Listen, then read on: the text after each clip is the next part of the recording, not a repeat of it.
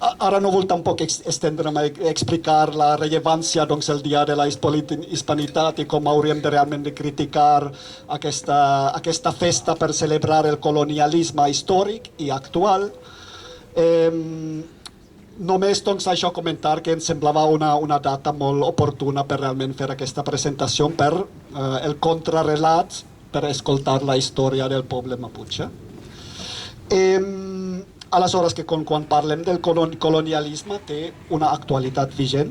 Per una part, aquesta història que coneixerem del poble Mapuche, que continua la seva resistència i la seva causa per el procés comunitari de recuperar els seus drets, i també fer una referència especial en aquests moments al poble palestí, Israel, que és un projecte colonial i estava perpetuant, per sort que s'ha aturat la matança en aquests moments en un alto de foc, però el projecte colonial d'Israel continua vigent i no es veu realment que l'acord que es va aprovar pocs dies resolgui realment el problema de fons, que és el colonialisme que continua vigent allà a Palestina.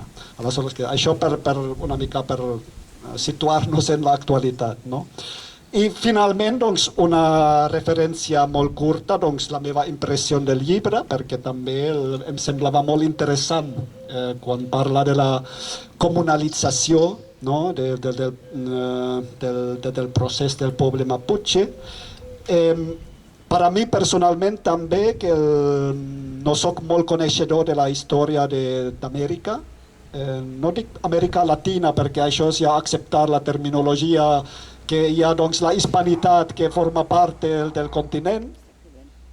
Per referència a Amèrica, igual hi ha una altra paraula que serveix millor.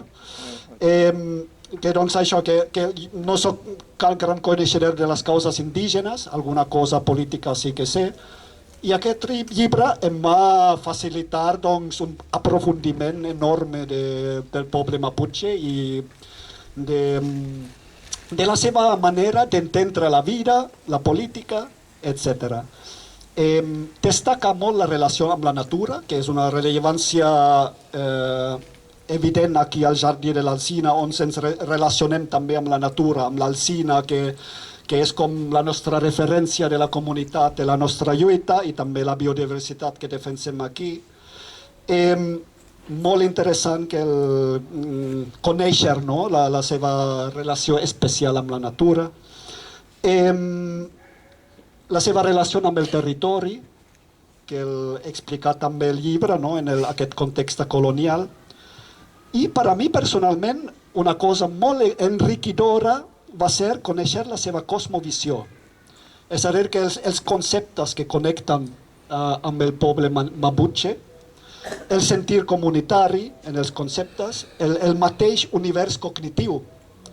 I això s'expressa també mitjançant la lingüística, perquè cada llengua és un univers. I això, en aquest llibre, l'Antu ho introdueix d'una manera ingeniosa, introduint terminologia Mapuche. És a dir, que hi ha conceptes que no es poden traduir i ell explica aquí en el llibre en les paraules Mapuche a les coses que es refereix, per mantenir intacta aquesta idea que ells tenen una manera de veure el món que nosaltres aquí no tenim per el nostre context cultural i lingüístic. Aleshores, això em va impressionar molt en el sentit positiu, que era molt inspirador. I aquí ja ho deixo i dono la paraula a l'Antu, que el públic és tot seu. Com es deia en Mapuche, gràcies? Manyu, Antu. Compulamien, Pupeñi, Puwenei, Inchitan, Tupango, Piñén, Amulepe, Tayin, Huichan, Nel Pulov, Puñén, Puquifiqueche, Nel Equimun, Comentú, Lamien, Peñi. Buenos días, buenas tardes, buenas noches a todos los ancestros y ancestras que nos acompañan hoy en este territorio, que nosotros el territorio le llamamos Lof o Lofche, que en su traducción al castellano significa hasta dónde llega la mirada o tu mirada. En este día que nadie quisiera presentar un contrarrelato, pero siempre está bueno renovar las memorias. Son 533 años de la colonización a los pueblos de la Vía Yala, del sur global.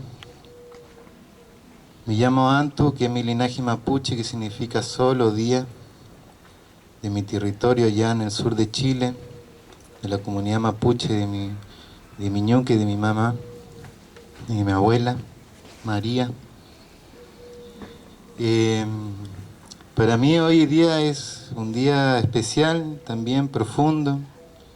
Presentar un libro que implica un trabajo de casi 7 años con las comunidades mapuche en el sur de Argentina, en Patagonia, en el pueblo mapuche del sur de Argentina.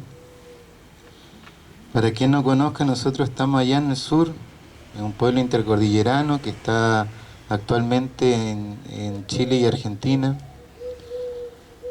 Este pueblo, mapuche, significa el castellano gente de la tierra.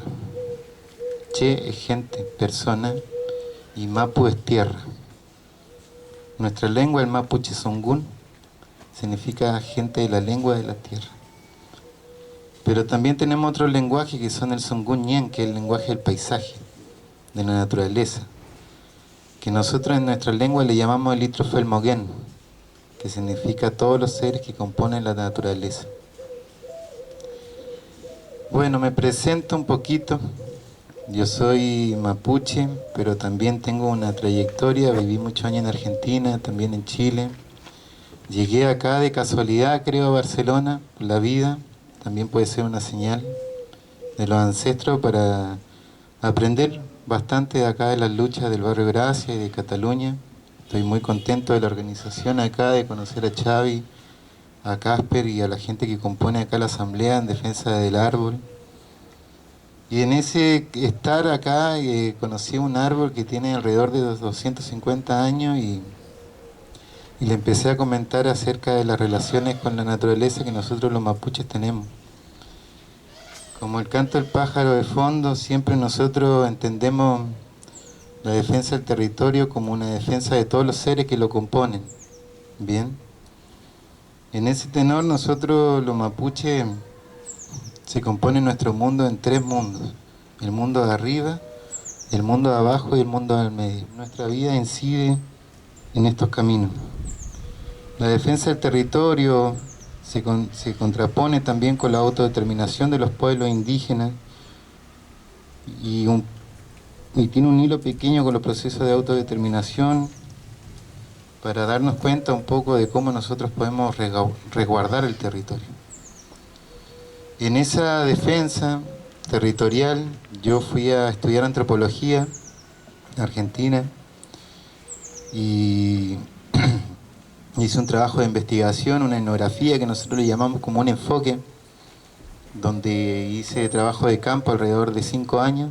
Trabajo de campo quiere decir que me fui a vivir con las comunidades en largos periodos, y el meulén de fondo, el viento,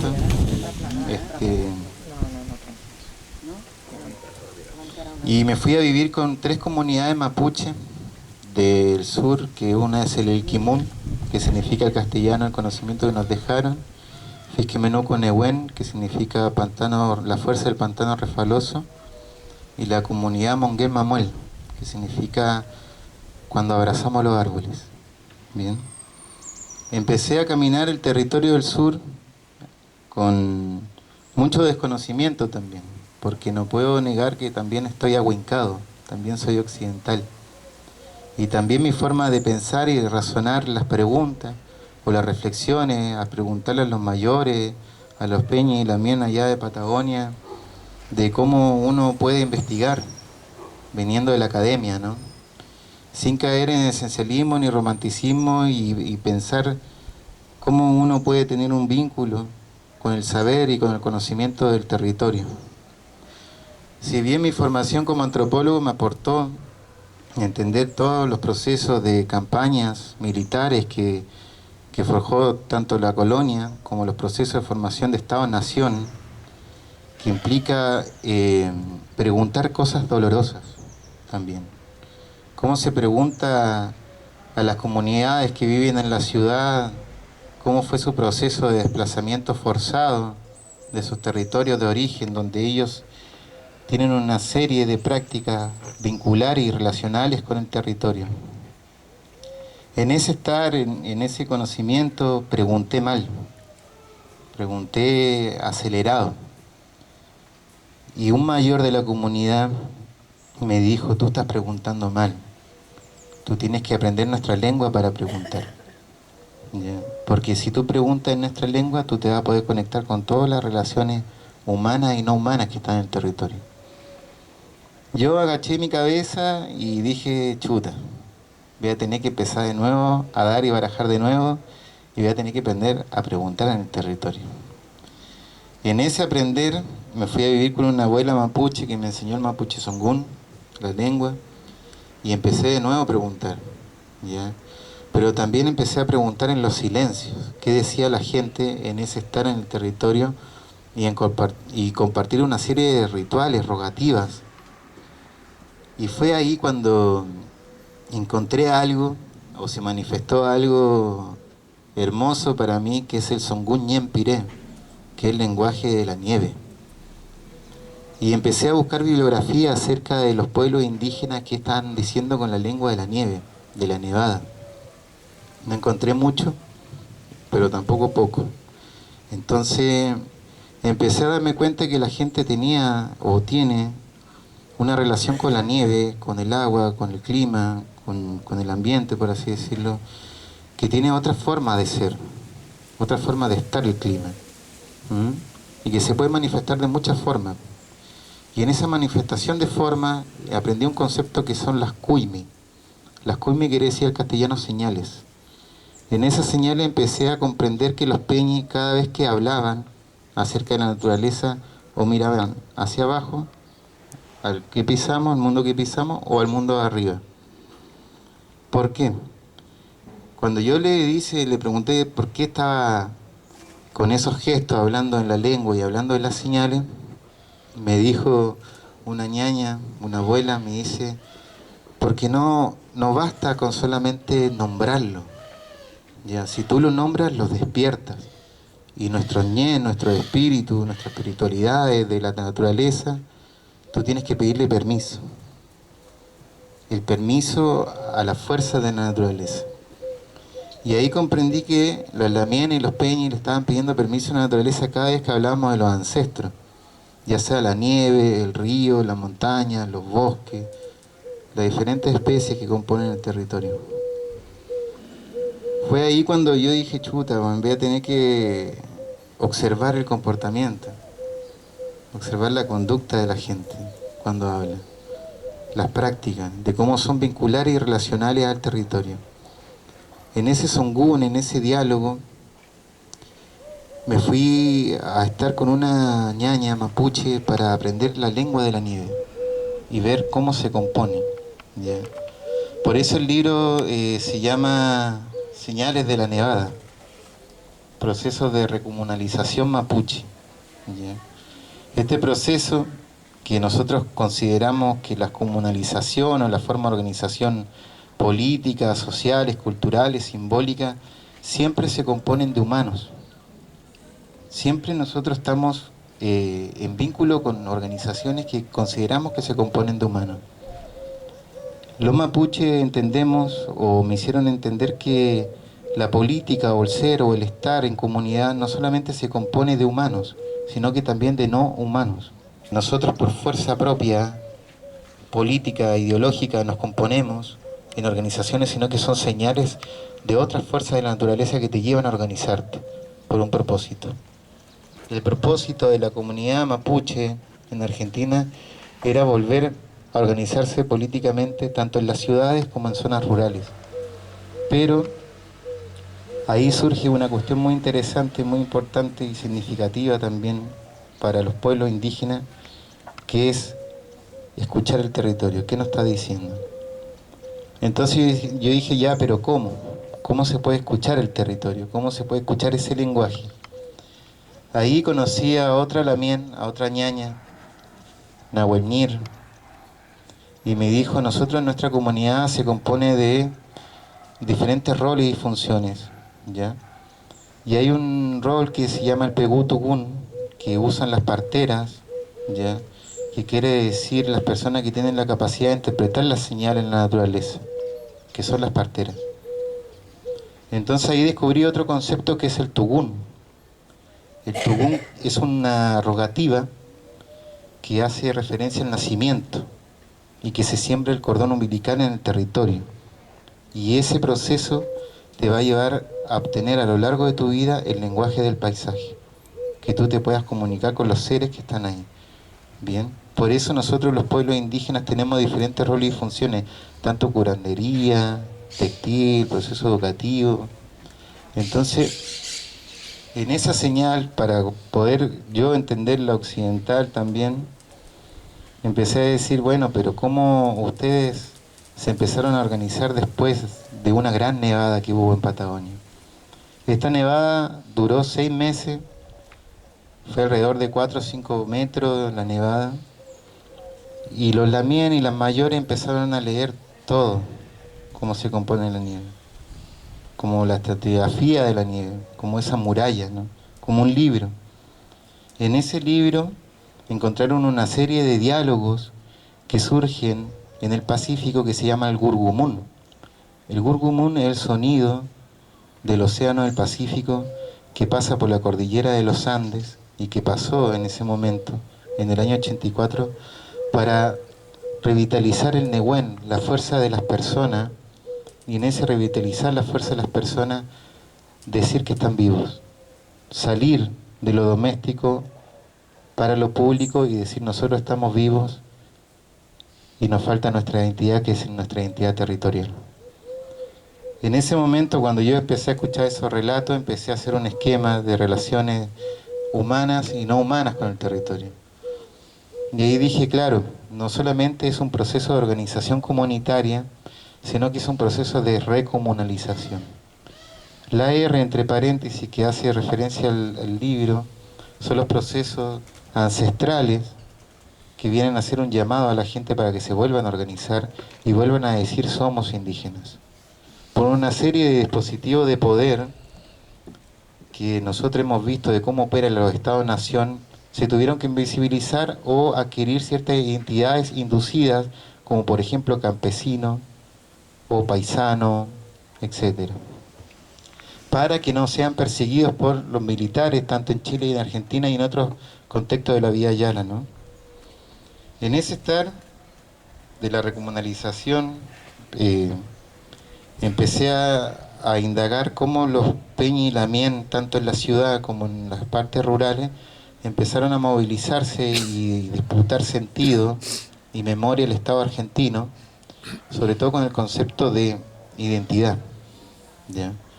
Pareciera que el concepto de identidad es un producto, pero en realidad es un proceso que se va componiendo constantemente, pero en este proceso identitario, en el contexto argentino, era decirle al Estado argentino, a partir de una serie de prácticas, en los 80, en los 90, en el 2000, volver a decir nosotros tenemos nuestra propia identidad. Nos parece obvio, pero no es tan obvio, ¿ya? Porque la gente no podía decir soy indígena. En ese reconocer y reconocerse también entre las comunidades mapuche, surge una serie de eventos que llevaron a reconocerse también como indígenas, pero también reconocer que habían otros indígenas latinoamericanos en Abya Yala también, y que siempre tuvieron alianzas estratégicas para defender el territorio. Entonces, cuando uno hizo esta investigación que termina o empieza con un fuego, esta es una imagen de la comunidad mapuche Monguel Mamuel del año 2019 o por ahí, donde es un rehue, donde se celebran las rogativas o guillatún, que le estaban agradeciendo a la nieve de hace 30 años, de cómo les marcó el camino, el Huengamén, de cómo marcó el camino las señales de la naturaleza. En ese momento, cuando empecé a escribir la tesis, que la tesis llevó como nombre Aprender a ser mapuche de que nos levantamos hasta el sueño, empecé a indagar los sueños, de cómo la gente soñaba, ya, cómo los mapuches soñaban. Y me dijeron, Peña, y los peumas, tú tienes que aprender a leer los peumas. Los peumas es la otra naturaleza, me decían. Ahí está la naturaleza también, relacionándose y diciendo cosas. Y cómo empecé a escuchar los peumas de la gente mapuche para decir, tenemos que volver a restaurar nuestro mundo en un contexto de Estado-Nación, territorio argentino. En ese instante, cuando empecé a escuchar los peumas del tugún, del territorio, de las señales en la nevada, empecé a comprender todas esas relaciones que están imbricadas y solapadas, ¿cachai? Para entender no solamente los procesos de cómo se compone un territorio, sino que también leerlo en clave decolonial, como un proceso decolonial. Porque la campaña del desierto en Argentina, que fue en 1879, y tanto los procesos que surgieron hace 533 años, operaron en tres formas, como dispositivo de poder al ser, al mirar y al estar. De cómo esos condicionamientos no nos pudieron conectar con esas otras formas de ser y estar en el mundo. Bien. Entonces, las comunidades empezaron a organizarse y empezaron a decir en este proceso, nosotros estamos vivos, que no es fácil decir nosotros estamos vivos, y empezaron a disputar y a traducir todo un sistema de vida que se llama el Cumefelén. El Cumefelén vendría a ser el Sumac Causay, para los pueblos indígenas, que es bien conocido el Sumac Causay, como las cosmovisiones de los pueblos ancestrales, ¿no? Lo que hicieron fue formar un parlamento mapuche y convocar a todos los mayores y mayoras de los territorios para volver a escribir como nuestra constitución indígena. Y a su vez también disputar sentido y una política de reconocimiento a los estados, ¿no? Y surgieron una serie de movilizaciones en los años 80 y 90 en Argentina, y que creo que y considero que es un logro histórico y ancestral también, y político, de traducir toda la forma de ser indígena a una constitución del Estado, una disputa de Estado, para proteger los territorios. Entonces en esa investigación, en ese momento que yo estaba revisando la investigación, yo pregunté, pero ¿cómo? ¿Cómo lograron negociar? ¿No? ¿Qué se pierde y qué se gana cuando se negocia con el Winca, con el Estado, ¿no? Y me dijeron, nosotros fuimos muy bichos, muy vivos. Nosotros primero traducimos toda nuestra lengua indígena al castellano. Y convocamos una serie de abogados de organizaciones mapuche de derechos humanos en los 80 y 90 para resguardar el territorio. Lo importante era proteger los territorios en Patagonia. ¿Ya? Entendieron que ni siquiera era proteger lo humano, sino que también era proteger los vínculos de lo territorial. Tuvieron una gran victoria y la siguen teniendo porque a partir de esta señal de la nevada lograron una de las primeras leyes indígenas a nivel global, que es la Ley Integral Indígena, poco conocida pero muy reconocida por otros pueblos indígenas, que tiene una serie de capítulos que habla de cómo nosotros podemos proteger el territorio desde nuestra mirada, ¿ya? Nuestra mirada indígena. Fue a partir de ese momento que se empezó nuevamente a organizar los parlamentos mapuches o parlamentos indígenas, sobre todo en Latinoamérica, para resguardar, por ejemplo, el lenguaje del bosque, el lenguaje del río, del viento. Pero yo les pregunté cómo se resguarda el conocimiento en el territorio. Y ahí fue cuando comprendí que la rogativa indígena o la ecología política indígena, todo el tiempo está siendo rogativa, constantemente, pero en otras formas de tiempo. Las temporalidades de cómo uno dialoga con el clima, ¿ya? Entonces ellos hacen una diferencia ahí con respecto a lo que se considera proceso de cambio global y proceso de relación vincular con lo otro, nosotros, y tiene una temporalidad. Nosotros tenemos un concepto que se llama la Meli Huitran Mapu, que son los 4 puntos cardinales que nosotros hacemos rogativa a las diferentes formas de estar en el territorio, para que dialoguen y nos expliciten ciertas señales de cómo ellos, a través del PEUMA o a través de nuestras prácticas, los vamos a resguardar el territorio. Bien. Sigue más o menos como es la historia, ¿no? Sí, Sí. Es una historia... rica, muy rica. Sí. Está bueno. Sí. Yo las veces que presento el libro siempre me pongo a llorar, pero hoy día lo voy a hacer igual. Porque cada escrito de este libro, que uno como académico también, y académico indígena o indígena académico, lo hermoso de hacer una escritura antropológica que fue con una escritura compartida con las comunidades. Las comunidades me leyeron y fuimos dialogando ahí para explicar conceptos, ¿ya? Porque yo sé que uno blanco comete errores, ¿no? ¿Ya? Y a veces es supremacista en escrituras, pero uno tiene que también sanar el ego, ya abrazarlo y decir, bueno, este libro no es mío. En la portada no tiene el libro, no tiene mi nombre, pero sí al costado, y que fue una disputa también política a la editorial, no a la editorial, pero sí a la legislatura del libro en Argentina, ¿no? Y me gustó darla. Y creo que todo investigador que trabaja con pueblos indígenas o no, tiene que también apostar por que sean coautorías o que no tengan autor. Porque el conocimiento es una relación vincular constante. Bien, por más allá que uno lo escriba. Y cuando lo empecé a escribir, pasé por una serie de rogativas porque me sentía que estaba difundiendo un conocimiento íntimo también. ¿Mm?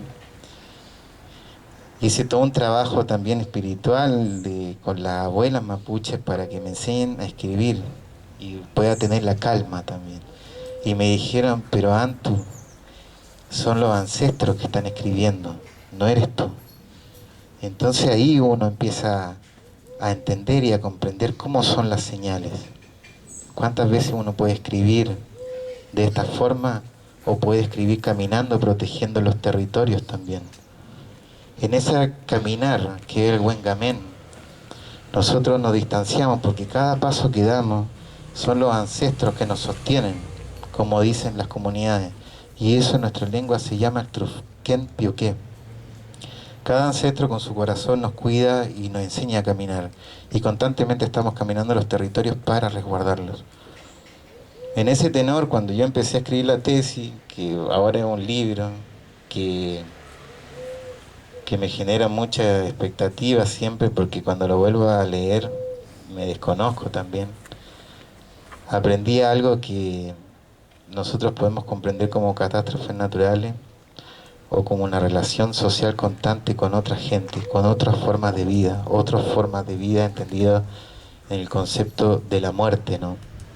Entonces la muerte está constantemente en la lectura de este libro, la desgracia, el despojo del territorio, pero no de una forma negativa, no de una forma occidental, sino que son los mismos no vivos que escribe acá también y enseña como una parte de una pedagogía para comprender las relaciones vinculares con el territorio. En esta etnografía o en esta forma de realizar un trabajo de investigación, uno como antropólogo, uno empieza a decir, bueno, ¿cómo tengo que escribir? ¿Cómo yo puedo escribir esto? Bien.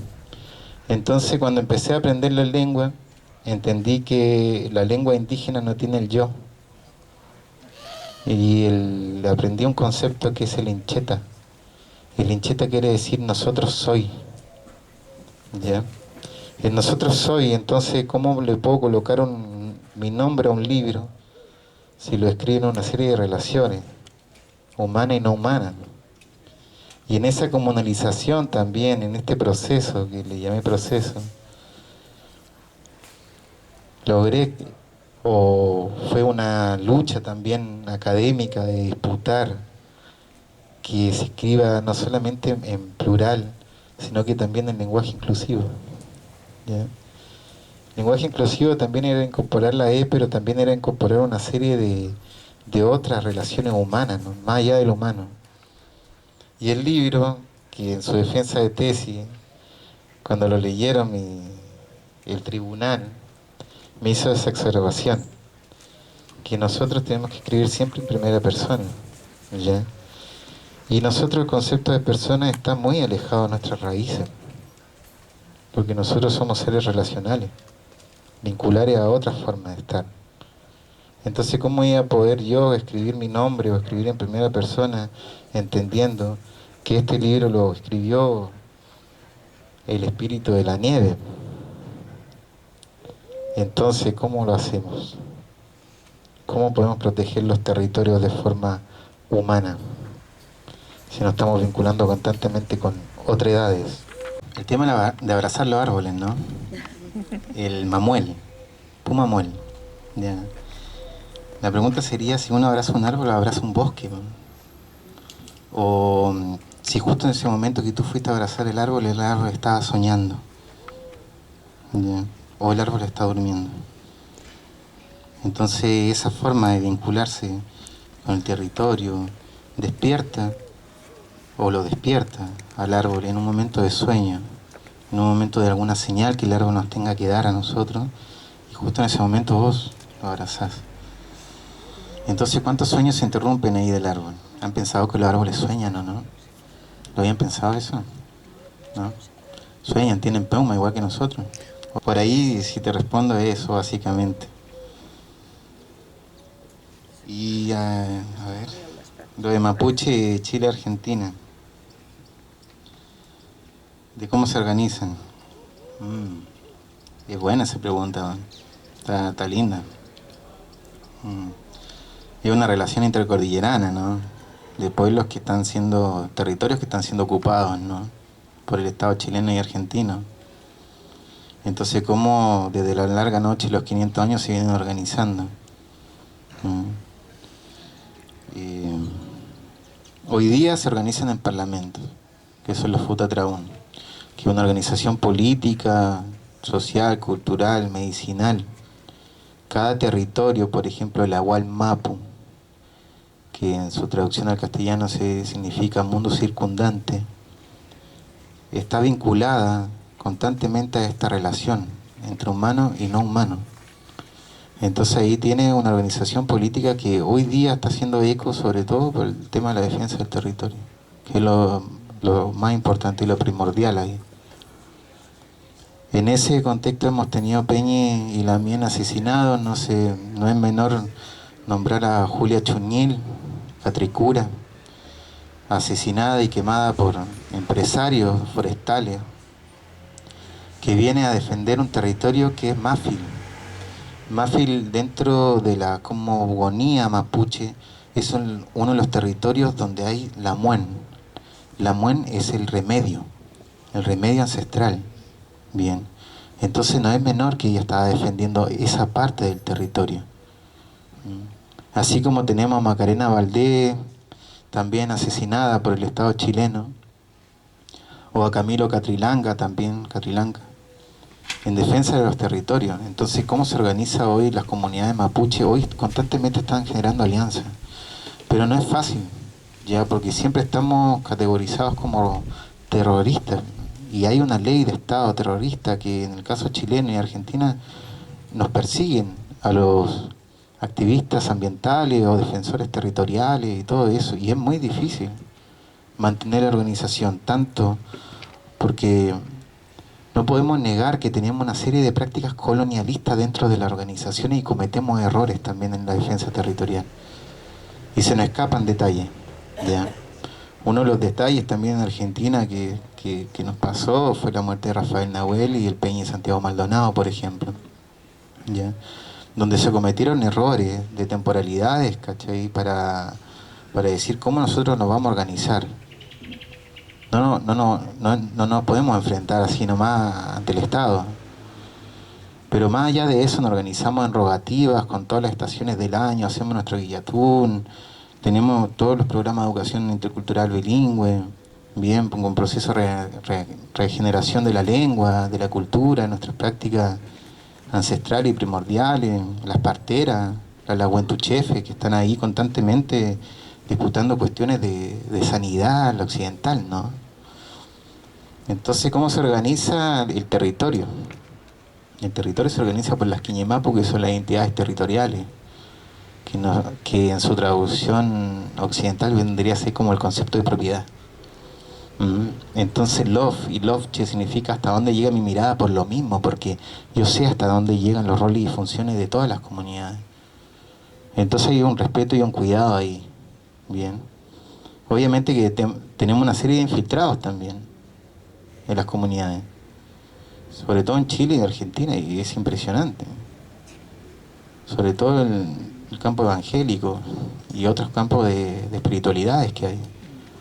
Y eso nos lleva y nos ha costado muchas formas de organizarnos, hay mucha ruptura dentro, que en concepto antropológico serían problemáticas interétnicas.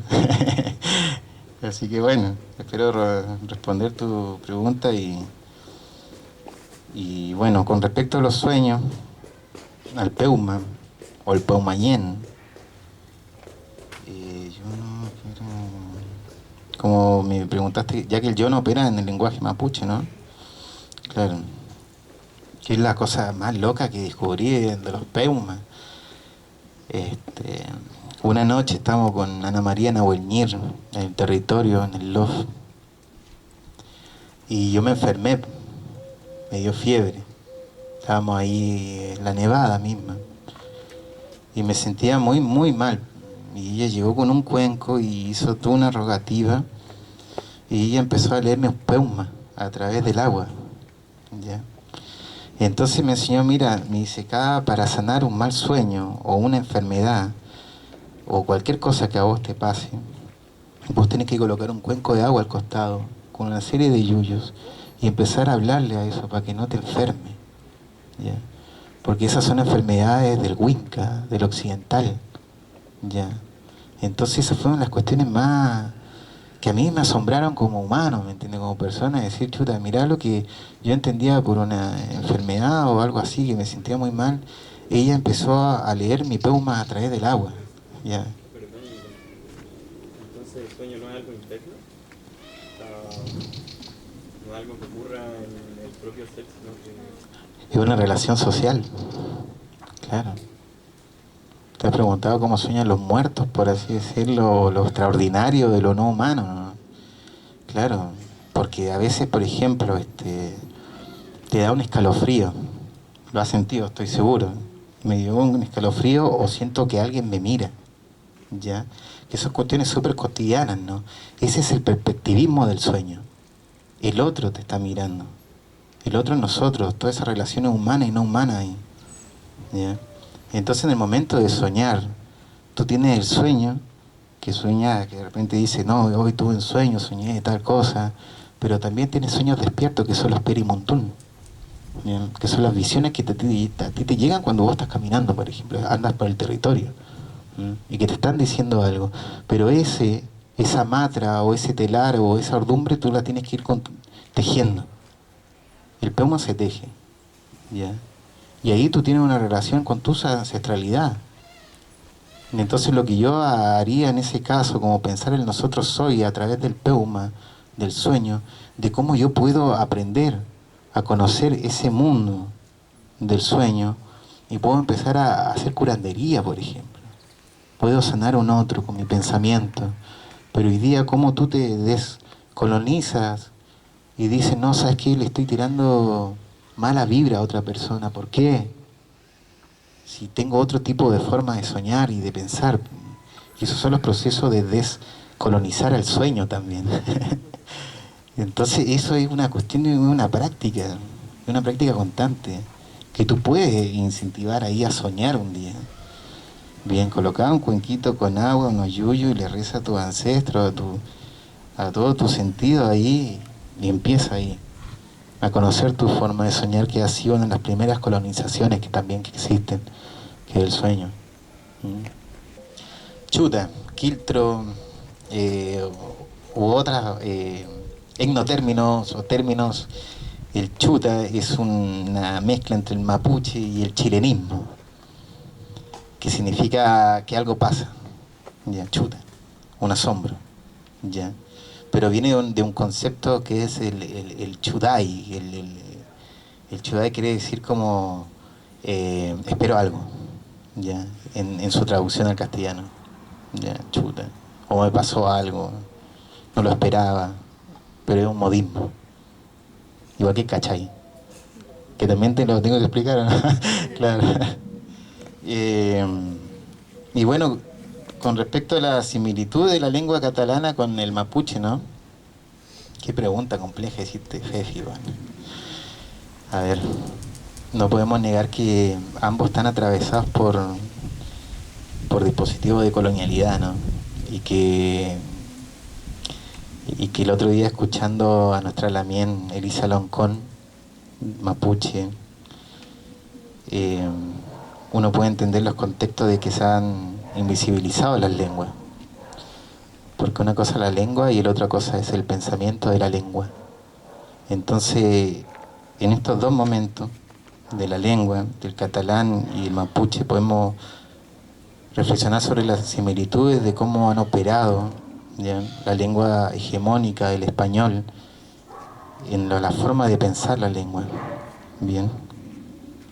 Tanto el catalán como el mapuche han sufrido una serie de dispositivos de negación, ¿no?, que en su momento en el franquismo no permitía acá en este territorio que se hablara, por lo que he escuchado. Obviamente que no es lo mismo, porque siempre hay procesos culturales que son distintos. En el caso de la lengua mapuche siempre se habló, pero nosotros éramos bilingües. Siempre en el Estado chileno fuimos bilingües, tuvimos que aprender el chilenismo y el mapuche zongún en casa. Pero el casa no se podía hablar.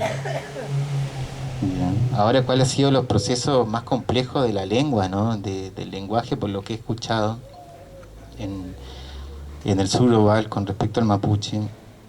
Las mujeres que vienen como resignificando el tema de la lengua, primero lo escribieron en telar, ¿ya? Y una lengua escrita a través de los telares, que ese vendría a ser nuestro papel, ¿ya?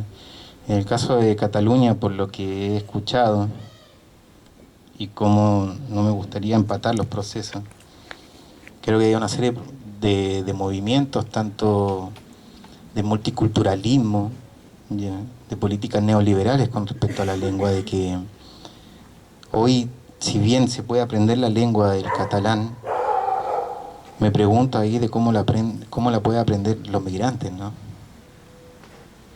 Y en ese caso se parece al caso mapuche. En Chile en la escuela los programas de educación intercultural bilingüe, por ejemplo, están recién empezando con la unidad básica de enseñarlo, a partir del 2000, ¿me entienden? Pero acá hay algo con la identidad de Cataluña, y esa es una correspondencia que tienen en este territorio, y viene muy ligado también a muchos siglos de colonización que tuvieron acá también, que obviamente no es lo mismo. Con el caso de Abya-Yala no podemos empatar la cancha, pero que es significativo también que sean los programas. Yo lo interpelaría acerca de si los migrantes o una serie de personas pueden acceder a la permanencia de estudiar la lengua, porque una cosa es acceder a los formularios y inscribirte, pero no se puede permanecer para aprenderla. Es muy complejo por todo el tema de las relaciones laborales que hay. Pero al menos en el caso chileno no es así. No se da como un programa estatal, se da comunal. No sé si respondo a tu pregunta, pero es compleja. Es compleja. Sí se aprende, por ejemplo, en el caso mapuche, se aprende en la casa, en fogón y en ritual y en rogativa. Las niñas te hablan, las abuelas te hablan, pero te enseñan a pensar en la lengua. Porque no es lo mismo decir antú a las 2 de la tarde que antú a las 7 de la mañana. Es una lengua vincular. Entonces habría que preguntarse si la lengua de Cataluña o el catalán es una lengua vincular al territorio, ¿ya? ¿Dónde están las relaciones de sociabilidad con el territorio de la lengua catalana? Y habría que indagar ahí qué cosas se perdieron, o están clausuradas, o están domesticadas, o muy internamente dentro de los mayores, para poder reflexionar la ritualidad de la lengua, ¿ya? Porque no se trata de una lengua, es un lenguaje con pensamiento. ¿Cómo podríamos hacer como sociedad, ya, para vincularnos de otras formas con el territorio, ¿no? Un poco así, ¿no?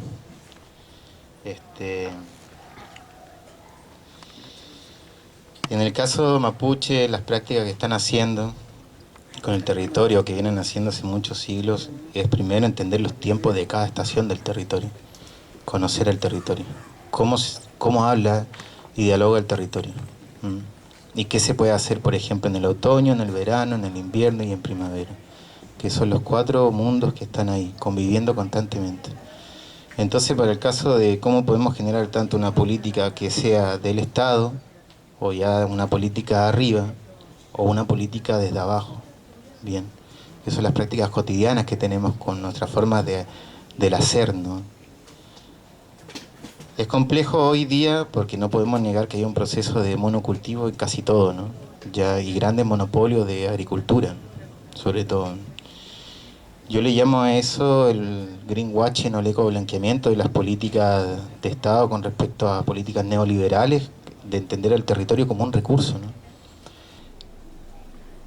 De reflexionar que estamos en nuestro mejor momento de la humanidad, ¿no? Y entonces, ¿cómo podemos reflexionar acerca de cómo lo podemos proteger? Entonces, o lo protegemos colectivamente, comunitariamente, entendiendo esta relación vincular con el territorio y apostando a traducir estas formas de ser del mundo a políticas, ya sea horizontales o desde arriba abajo, ¿no? Que es complicado porque es un fenómeno de escalera rota que se le llama, ¿ya?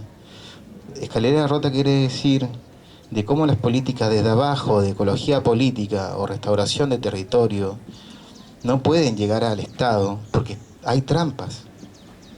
Hay trampas para que todos los procesos de movimientos sociales, ecologistas, ambientalistas protejan el territorio, los resguarden. Entonces también hay que ser honesto y considerar y asumir que es una derrota considerar que el Estado va a ser que va a llevar a cabo esa política. Es como habló el compañero recién con respecto al concepto de pueblo, ¿no? O pueblar. ¿Qué se puebla? ¿Cómo podemos pueblarnos? Entonces ahí hay una serie de prácticas, por ejemplo, en relación a cómo se habla solamente de la lengua y no de la espiritualidad de la lengua, ¿no? En Cataluña, ¿ya? Sería un taller, por ejemplo, así, cómo imaginamos la espiritualidad de la lengua catalana.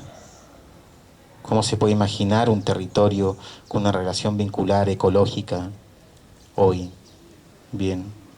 Porque no podemos negar que hay una serie de residuos, vivimos acá en la urbanidad, tenemos una serie de problemáticas estructurales, bien, que son obviamente impuestas e inducidas, porque si ves todo el trabajo que están haciendo en una serie de territorios, de que hay otras formas que hoy día le pueden llamar alternativas, o pueden hacer el greenwashing y decir un ecoblanqueamiento, a decir esto es una política ambiental de transición, ¿ya?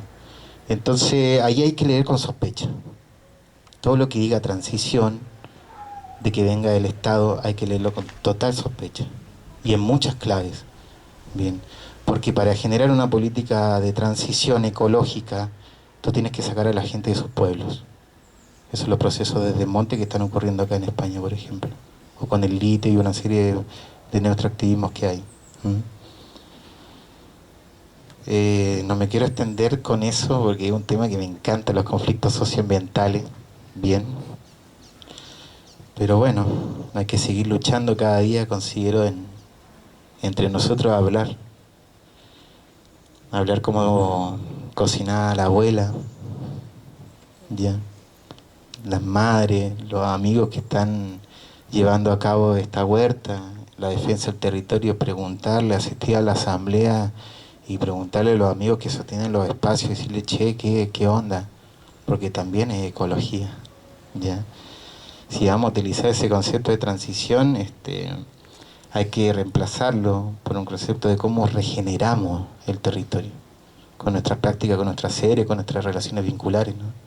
Les voy a leer un poema para cerrar, ¿bien?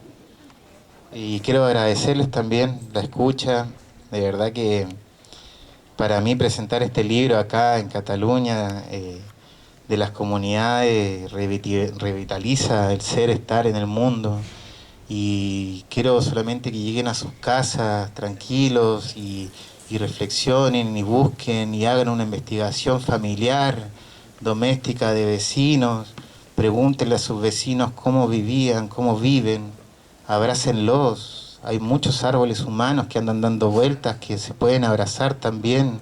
Revinculémonos con otras formas de estar con el amigo, no porque sea de distinto color y todo de color de piel y todas esas cosas, ¿cachai? Tenemos que sacarnos los 533 años de colonización mental y no es fácil y tenemos que ir luchando cada día por recomponer los diferentes mundos que están dialogando. Entonces, señala la Nevada, esta comunalización, este pueblo mapuche, en este día de la hispanidad, en este día de contrafestejo, lo único que les voy a decir que no es lo mismo, no es lo mismo. Y cada día tenemos que fomentar un poco de nosotros también, revincularnos con la espiritualidad, con nosotros mismos, con nuestro estar siendo en el mundo. Como le dije al compañero que se fue un ratito con el tema del sueño, con el tema del peuma, hay mucha gente que está escribiendo, no solamente en editoriales, gente a apoyar los procesos, apoyar a la gente que está luchando, ir a las marchas. Invito a la sociedad catalana también a marchar hoy día, que no se sienta ajena a lo que nosotros hoy no celebramos y que no nos hubiese gustado celebrar, ¿entiendes? No es una fiesta para nosotros. Y ese dolor ajeno también hay que comprenderlo. Y hay que hacer alianzas estratégicas constantes, no solamente entre humanos, sino que entre humanos y más que humanos también. Entonces un poco de eso ahora este libro, que yo se los voy a difundir, porque es un libro que lo estoy difundiendo porque es importante compartir el conocimiento. Es importante porque a veces lo que es obvio para uno no es obvio para el otro. Y ahí nosotros tenemos que empezar a sembrar esa semilla. O sea, estamos lidiando constantemente con el extractivismo académico. Constantemente, con publicaciones que no se puedan leer, con una cantidad de papers cargados en el mundo digital y no podemos dialogar con el amigo que vive al lado. Entonces, ¿cómo podemos hacer para revitalizar la lengua catalana? ¿Cómo podemos hacer que los procesos sean más compañeros, ¿no? Entonces, un poco de eso se trata, un poco de ese compartir, ese trusquempiuqué. Piensen cada día cuando vayan caminando que son los ancestros que nos sostienen. Somos parte de la naturaleza, no somos la naturaleza entera. Y tenemos que sacarnos esa idea de humanocentrismo para poder vincularnos y revincularnos con el territorio. Tenemos que apoyar los procesos, los crecimientos. Bien, muchas gracias, que lleguen bien a sus casas, me encantó todo. Espero que no me cuestionen. Vuelven en primavera, donde el campo generoso honra con los árboles el paso inmortal de mis abuelos, los cantos de mi padre, cuando borracho de sueños, en el país de mi infancia me enseñaba la ruta que siguen las estrellas. A veces lágrimas caían las noches de invierno al enseñarme a descifrar los cantos de la montaña, a comunicarme con los pájaros en su idioma infinito y a entender el mensaje del viento en remolino sobre el río. Ahora, acuñados sus cantos a mi vestido, digo, la primera escuela de mi raza es el fogón en medio de la ruca, donde arde la historia de mi pueblo.